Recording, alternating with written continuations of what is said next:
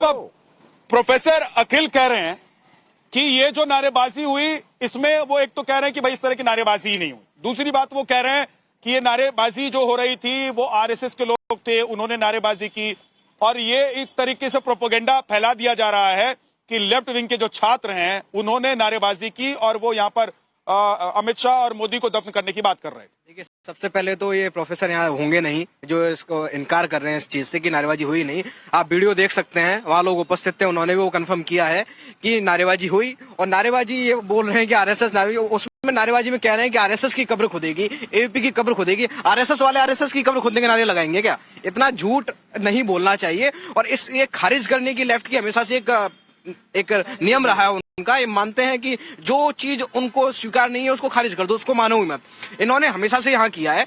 इससे पहले अफजल गुरु की बरसी यहाँ मनाई गई, मकबूल भट्ट की बरसी यहाँ मनाई गई। इतिहास रहा है, सीआरपीएफ के जवान जब शहीद हुए 2009-10 में, उनका जश्न इन लोगों ने मनाया। उसके बाद अफजल हम शर्मिंदा है, तेरे कातिल जिंदा है, भारतीय न्यायपालिका जिसने फांसी दी उसको आप चैलेंज कर रहे हैं। आप उसके बाद बुरहान वानी का एनकाउंटर हुआ, उसके समर्थन में आप नारेबाजी निकाल रहे हैं। आप यहाँ समर्थन में रैली निकाल रहे हैं। अभी थोड़े दिन पहले हेडमा को आप आइडियोलाइज कर रहे हैं, हेडमा के समर्थन में आप रैली निकाल रहे हैं। और अब जब उमर खालिद और शाजिल इमाम की जमानत जब रद्द कर दी है, सुप्रीम कोर्ट ने कहा कि प्रथम दृष्टया उनके आरोप ऐसे हैं कि उनको जेल से नहीं छोड़ा जा सकता। बाकी अन्य 5 लोगों को सशर्त छोड़ा है, उन दोनों को नहीं छोड़ा क्योंकि मामला गंभीर है, आरोपी हैं। तो उस मामले में आप भारतीय स्टेट के खिलाफ नारेबाजी कर रहे हैं। आप प्रधानमंत्री मोदी और गृहमंत्री अमित शाह के खिलाफ नारेबाजी कर रहे हैं। जब न्यायपालिका से फैसला है, आपको न्याय व्यवस्था पे भरोसा नहीं है, भारतीय संविधान पे भरोसा नहीं है, भारतीय कानून पे भरोसा नहीं है, तो आप भरोसा किस पे करेंगे? आप इस देश में इस स्टेट पे भरोसा नहीं कर रहे हैं, न्यायपालिका पे, माननीय सर्वोच्च न्यायालय पे भरोसा नहीं कर रहे हैं। और आप गृहमंत्री और प्रधानमंत्री जो निर्वाचित है, इस देश का मैंडेट लेके वहां सरकार चला रहे हैं, उनकी कब्र खोदने की बात आप जेएनयू में कर रहे हैं। आरएसएस कौन है ये लोग? वामपंथी, ये जेएनयू से चुने हुए पदाधिकारी और वामपंथी जो छात्र हैं। क्या आप लोग देख रहे थे कल रात को जो नारेबाजी हो रही थी? बिल्कुल, साबरमती ढाबा पे गुरिल्ला ढाबा उन्होंने आयोजित किया। गुरिल्ला ढाबा क्या है? ये नक्सली कॉन्सेप्ट है एक, जो वहाँ बुला के उसके खिलाफ, स्टेट के खिलाफ नारेबाजी, विरोध प्रदर्शन। और एक गुरिल्ला ढाबा के नाम से कोई ढाबा है क्या जेएनयू में? कोई ढाबा नहीं है, वो इकट्ठा होते हैं सब। ये कॉन्सेप्ट है, कॉन्सेप्ट है। सारे नक्सली उस जगह इकट्ठा होकर विरोध में नारेबाजी, एक उस तरह से रणनीति बनाने का एक वो नारेबाजी स्टेट के खिलाफ इनके विरोध प्रदर्शन का तरीका है जो नक्सली प्रतीकात्मक रूप में इन्होंने बना रखा है। ऐसी मानसिकता क्यों आ रही है कैंपस? ये नक्सली मानसिकता के लोग ही हैं। जो कहां से आए हैं? ये कौन इन लोगों को सपोर्ट कर रहा है? भाई देश में तो नक्सलवाद खत्म हो रहा है। उसी का तो नतीजा है, उसी के तो ये बिल्कुल आ रहे हैं। जो आया है भाई, हिडमा खत्म हो गया, बसपा राजू खत्म हो गया। 31 मार्च 2026 तक भारत सरकार प्रतिबद्ध है कि नक्सलियों को साफ कर देगी। उसी के दर्द यहाँ निकल के आ रहा है। क्या ये वही दर्द है अखिलेश? मैं बताऊंगा, कैमरा आप दिखाइए। भीष्म साहनी जी की तमस है। जो भी इस देश का छात्र है, युवा है, वो पूरा इस देश का, इसको एक बार उसको पढ़ना ही चाहिए। थोड़ा जूम करके दिखा दीजिए। और इस देश में हूबहू जो भीष्म साहनी ने पहले लिखा था अपने इस उपन्यास में, वह इस देश में आज के दौर में हो रहा है। वही हिंदू मुस्लिम इस भी कथा में है कि इसमें कौन सा हिंदू मुस्लिम हो गया? अभी जो कैंपस में जो रात हुआ वो हिंदू मुस्लिम था? देखिए विद्यानाथ झा जी, आप बीच बीच में हमेशा नहीं, मैं टोकूंगा नहीं। मैं ये कह रहा हूँ कि पहले जो आप हिंदू मुसलमान कर रहे हैं, इसलिए मैंने टोका कि क्या हिंदू मुसलमान रात हुआ? अगर हुआ तो वो भी बताइए। बता रहा हूँ ना आपको, सिर्फ मुझे समय दिया है। जो नारों की बात आती है, चूंकि इतिहास का विद्यार्थी हूं तो स्लोगन्स का भी आपको इतिहास बताते चले कि स्लोगन्स में आप देखेंगे कि भगत सिंह ने इंकलाब जिंदाबाद के नारे लगाए, हसरत मोहानी का दिया हुआ नारा क्योंकि पॉपुलराइज। फिर आप कहेंगे मैं टोकूंगा। भगत सिंह को कंपेयर करें उन छात्रों से? अब लीजिए, यही आदत खराब है आपकी। सुनिए चुपचाप, पहले कुछ अच्छी बातें बता रहा हूँ, कुछ अच्छी भी चीजें। अच्छी बातें तब बताइए ना, लेकिन आप क्या भगत सिंह से कंपेयर कर रहे हैं उन छात्रों को जो रात यहाँ पर नारेबाजी कर रहे थे? नहीं बताइए, हाँ ना तो कहिए। आपने भगत सिंह का एग्जाम्पल रखा है, आप ये कह रहे हैं कि वो भगत सिंह की आइडियोलॉजी को लेकर नारेबाजी कर रहे थे। क्या कह रहा हूँ, पहले बात तो सुन लीजिए आप। मैं कह रहा हूँ जेएनयू से कुछ रिसर्च भी लेकर के जाइए कि बस यही लेकर के जाएंगे आप। राइट और लेफ्ट एक दूसरे के पूरक है यहाँ पर। ये चिल्लाएंगे तो वो चिल्लाएंगे, वो चिल्लाएंगे तो ये चिल्लाएंगे। मैं तीसरा आपको बात जो एक्चुअल बता रहा हूँ, जो कि यहाँ पर 70% से ऊपर के जो छात्र जीन थोमा मार्टेली के रिसर्च में जो बोलता है, वो मैं बता रहा हूँ, जो जिसके कंधों पर जो कि पिलर बन करके इस जेएनयू के लिए खड़ा है। भाई जो आंदोलनों में जो स्लोगन्स होते हैं आमतौर पर ये एंटी स्टेटस को होते हैं। सरकार यदि इनके पक्ष में नारे लग जाए, यदि इनके खिलाफ लग गए, तो भाई ये जो थोड़ा सा भी हिले तो इनका मतलब ये है कि भाई सरकार के खिलाफ नारे लग गए। भाई हमें तो आप माफ करिएगा, यदि छात्र है तो रैशनैलिटी है उसमें, और वह सरकार से सवाल पूछेगा, चाहे वह सरकार भाजपा की रही हो चाहे कांग्रेस की। आपको याद मुद्दे पर आइए ना, मुद्दे पर आइए ना। मूवमेंट में, जेपी मूवमेंट में नारे दिए गए, संपूर्ण क्रांति की बारी है, बाकी इतिहास हमारी है, बाकी भविष्य हमारी है। तो इसका ये नारा था, तुम मुझे खून दो मैं तुम्हें आजादी दूंगा। मतलब ये था कि सुभाष चंद्र बोस आपसे खून मांग रहे थे। ये मुद्दे पर आइए ना। हाँ, मुद्दे पे आ रहा हूँ आपके।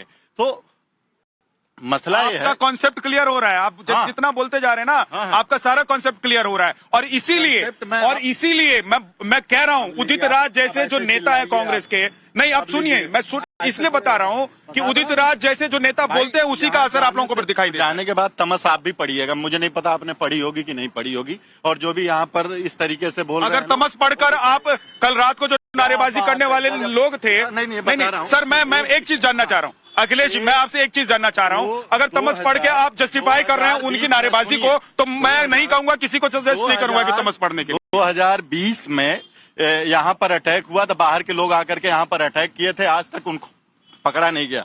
उसके विरोध में हम लोगों ने इलाहाबाद विश्वविद्यालय में मुद्दे पर आप कोई बात नहीं करेंगे। मैं मुद्दे पर कोई बात करें, मतलब हम लोगों ने अपना विरोध प्रदर्शन दर्ज कराया। तो भाई मोदी जी, वही तो बात है जो कि बालक बोल करके गया कि भाई ये तो सनातनी है। मैं मुद्दे पर रहिए ना, सुनिए ना। अरे आप इधर उधर बहुत भागते हैं। नहीं अखिलेश भाई, आप इधर उधर बहुत भागते हैं। मैं ये कह रहा हूँ अखिलेश जी, सुनिए ना, कल जो नारेबाजी यहाँ पर हुई उसका क्या मौन समर्थन आप लोगों का है उसको?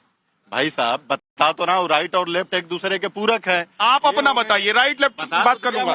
राइट को राइट में रखा हुआ है और लेफ्ट से पूछ लूंगा, उनको बिठाया हुआ है। आप अपना बताइए। मैं बता तो रहा हूँ आपको कि भाई एक तरफ कपिल मिश्रा जेल से बाहर घूम रहे हैं, आप देखेंगे राम रहीम जो है पैरोल पे घूम रहे हैं, और सारे लोग देखिए। आप लोगों का काम है कि आप लोगों का काम हो गया भटकाना, मतलब इसीलिए बीजेपी के नेता कह रहे हैं, इसीलिए जेल में जाए। मैं जंजीर से बोलूंगा, मैं भी जेल में गया हूँ, आप भी जेल में जाइए। क्यों? क्योंकि जेल में अभी कौन है? जेल में अभी सोनम वांगचुक है, जो कि स्टेटस से।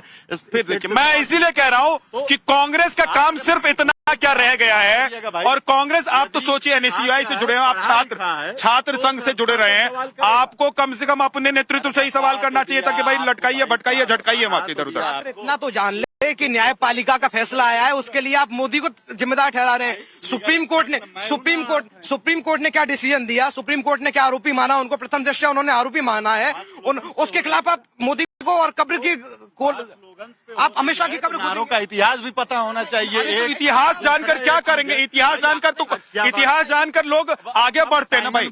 नहीं सुनिए ना, तो मेरे को ये बताइए ना कि आप इतिहास जानकर क्या किसी कब्र खोद देंगे? साइमन गोबैक एंटी कॉलोनियल था ना कि एंटी नेशनल? भाई साहब मैं ये पूछ रहा हूँ, इतिहास जानकर कब खोदने की बात करेंगे? कि नरेंद्र मोदी मुर्दाबाद, यानी हम नरेंद्र मोदी को मान रहे हैं, कहते रहते वो दिन रात बोल रहे हैं कि नरेंद्र मोदी की चिता जलेगी स्मशान घाट की लकड़ी पे, तो मतलब ये हो गया, ऐसे हो गया क्या? अरे भाई, नारों के स्लोगन्स का मतलब क्या है वो भी तो आप इतिहास से समझोगे भाई। नारे जो हैं ब्रिज, बात ये है कि इतनी छटपटाहट क्यों है? रतन शारदा जी, एक सेकंड रुक जाइए।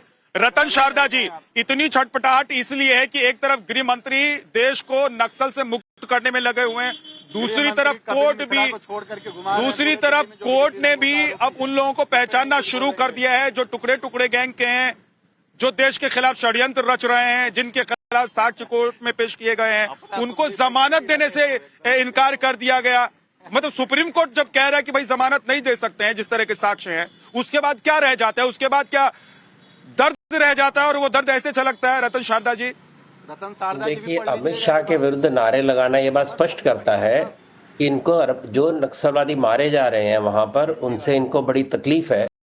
और नक्सली मारे जा रहे, इसी तकलीफ किसको? अर्बन नक्सल वर्कर जो है यहाँ खड़े हैं, ये उनको नक्सलियों को बचाना चाहते हैं, इसके लिए अमित शाह की बर्बादी की बात कर रहे हैं। दूसरी बात, इन्होंने कहा कि नारे तो लगते रहते हैं, कांग्रेस वाले बार बार कह रहे हैं। यह सोच कि देश के विरुद्ध, समाज के विरुद्ध नारे लगाना ये विद्रोह की निशानी है। इन्होंने कहा भगत सिंह ने नारे लगाए, भगत सिंह ने विदेशी राज करने वाले के ऊपर लगाए थे, उन्होंने अपने खुद के देश के बारे में नहीं लगाए थे। तीसरी बात, जब कहते हैं ऐसा होता रहता है, इसके कारण नक्सलवाद का समाप्त नहीं हुआ। इसके कारण कांग्रेस का पूरा टॉप का लीडरशिप छत्तीसगढ़ का कत्लेआम कर दिया गया, और उसके जब जश्न मने तो ये उसके साथ में थे। ये कैसे लोग हैं? ऐसा चलता रहता है, इसके लिए हजारों सिख मारे गए दिल्ली में, क्योंकि ऐसा चलता रहता है, इसलिए पंजाब गर्त में गया। ये बातें करते रहे, नशा भी चलता रहता है, पंजाब गर्त में गया, निकाल के लिए दोबारा गर्त में जा रहा है। क्या इस पे चलता है रहने से देश चलने वाला है? क्या नहीं चलेगा? फेक वीडियो की बात कर रहे हैं। इन्होंने कहा था शर्जील इमाम का भी वीडियो फेक है, इन्होंने कहा उमर खालिद का भी वीडियो फेक है। तो जो कोर्ट में पेश किए गए सारे फेक वीडियो, इसके ऊपर केस चल रहा है क्या? तो ये जो सारी सोच है यार, बच्चे नहीं है, बार बार ये मत क्या बच्चे हैं, ये 30-30 35 साल के अंकल लोग हैं जो पहले भी प्रूव हुआ था, अब नहीं रह सकते। 10-10 साल इन्होंने डेरा बनाया था यहाँ पर, और ये कहना कि बच्चे कुछ भी नारे लगा सकते हैं देश के विरुद्ध, और देश के तोड़ने वाले लोगों के विरुद्ध अगर कार्रवाई होती है तो इनका पेट दुखता है। उनके साथ राहुल गांधी खड़े रहते हैं, जिनके यहाँ पर समर्थक बैठे हैं, जिन्होंने कहा ये बच्चे गलत नहीं कर रहे। तो